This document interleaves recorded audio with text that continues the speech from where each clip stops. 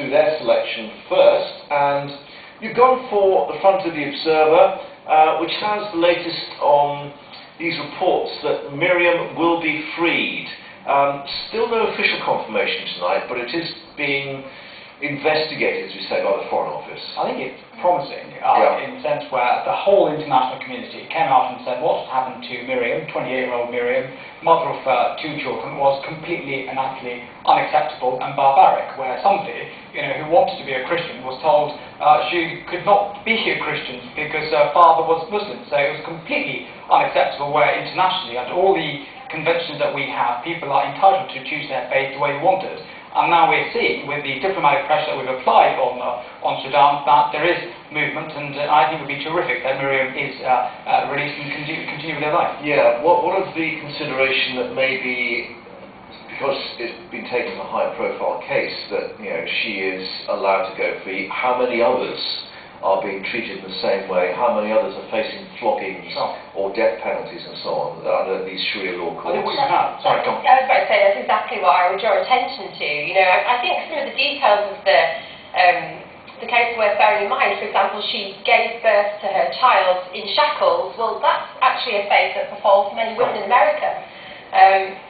Women prisoners in America are routinely forced to give birth. But I think what you have here actually also is, you're right, Mark, in the sense where out of 190 countries and 130, you're seeing persecution of Christians around the world, and that comes back to your point to say this is one incident, but there is widespread persecutions around the world. And I've done a lot of work on that in Parliament to say people should be able to practice their faith freely and openly anywhere around the world. Yeah, there's another bit of coverage on the inside story of the Express here, page 5. Of course, a long-suffering husband, Daniel, with a son as well. But the other political issue on this is the whole question of aid to Sudan, the so-called pariah state. Now, I know Andrew Mitchell, who was former International Development Secretary, saying, well, it doesn't go to the Sudanese government, it goes to a lot of aid agencies working there. But Mark, can I say at this very point, I was very fortunate to meet young parliamentarians or aspiring parliamentarians from Sudan who were visiting London, organised by the Foreign Office, and spoke to them about building a tolerant society. And some of that international fund is going towards education. And education which is used to ensure that women in Sudan can have education. And by empowering women in those parts of the world, you're creating a fairer society, a more tolerant society.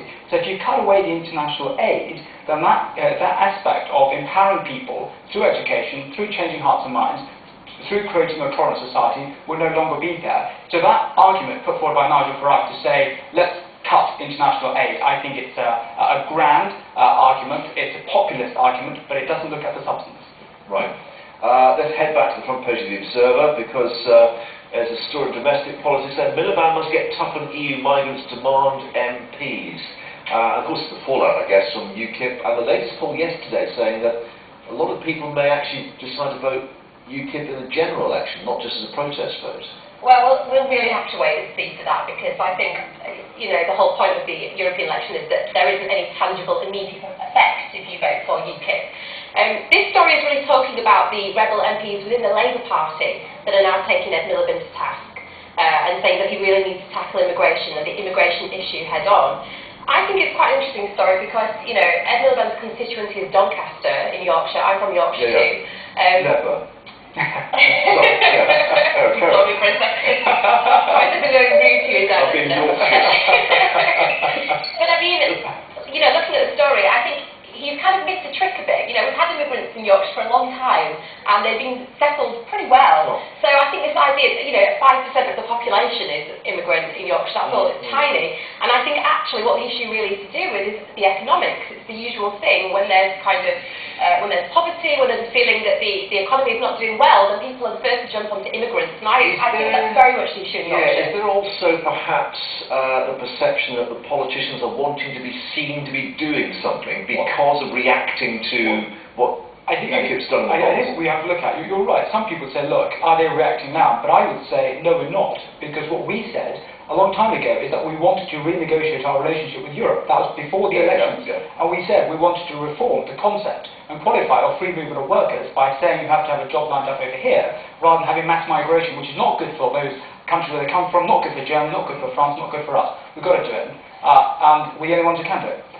Sunday Times front page, well, it's almost the whole front page there. FIFA files, as it says, Insight Team Investigative Journalism, looking at what they say are millions of documents leaked to the Sunday Times concerning the Qatari bid for the 2022 tournament. But one should reflect that there's no statement or any kind of reflection there on what the Qataris themselves say. No, one side of the story. Yeah, no, I think you're right. I think what it's saying at the moment is email traces going from one source to the other, saying what was being offered to certain participants who would make a decision as to where the World Cup would be, to say, if you do this, this money will be given to you.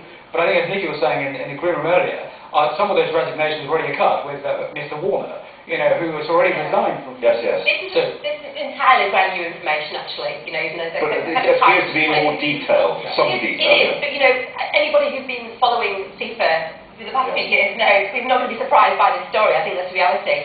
And the Vice President, had to quit because he took $1.2 million from the dying question in this report back in 2011. But what it does show is, we could have had the World Cup in 2018 if it was unfair. And if it's the case now, it transpires that the process was not followed, which should have been followed, and Qatar has it.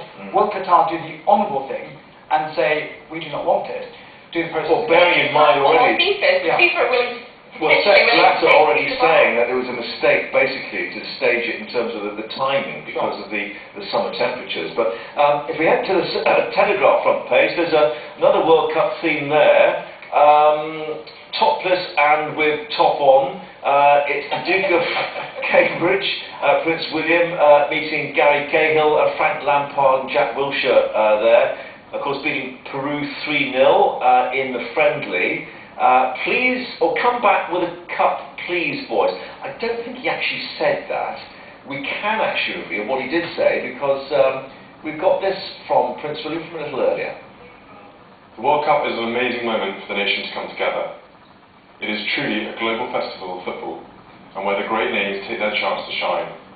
As the President of the Football Association, I'm proud to be associated with the England team. I'm really looking forward to seeing what happens in Brazil this summer. Having spent some time with the England players after the Peru game at Wembley, I'm sure they'll be ready for the challenge. I wish Roy, his staff and the squad all the very best, starting with their first match against Italy on the 14th of June. And also to Howard Webb and his team, who remind us that we are up there with the best when it comes to refereeing. To the thousands of England fans making the long trip out in support, I hope you have a great time and see some amazing football. It's not exactly come on England. It's a bit posh though, isn't it? 48 years. Well, look, I'm a great believer in David and Goliath. I think, it's, the expectation on us is not that great. And therefore, I think it's all to play for, and I think, we have got a real chance to do it. Really? Yeah, I think we have, I'm not saying... the only one. Well, no, hello at all. Well, what about, we've talked about the temperatures in Qatar. Of course, we're playing up in Manaus against Italy in jungle, tropical temperatures. All right, they're going to Miami. They're going to get a bit of sort of training at playing in those sorts of temperatures. But, a domestic match at Wembley against Peru, it's not really the same sort of conditions or pitches. Well, you're right, because they're also young. Hopefully that youthful exuberance is going to carry them through, And I think if you come with no expectations, you're not disappointed at the end of it. So I think, they've got a good team. And I don't say it because I'm a parliamentary fellow for the Football Association. It's because I do think they've got a good chance. Yeah, and is it something that we should celebrate anyway, the way that the Olympics was the big sort of question that a lot of people were rather cynical to start with, but then there was that sort of togetherness that developed. Well, that's the great thing about sport, it's democratic, it cheers people on. Right, okay, let's get you in your pundit mode. How far are we going to get? I think we'll get through the quarterfinals. Right, no, Nicky? I don't think we'll get really? far. No, we won't get out of the qualifying group? No? I don't think so. I think quarterfinals at the minimum. Oh, right. I think we could go. I think we go all the way. And who should take the penalty if we go? Gerrard, because I'm a Liverpool fan. So over the bar? No? What? We'll make mistakes. Anyway, okay. We shall see. It won't be long now. And coming up, why we Brits don't know how to say hello. Coming up in a moment. Goodbye.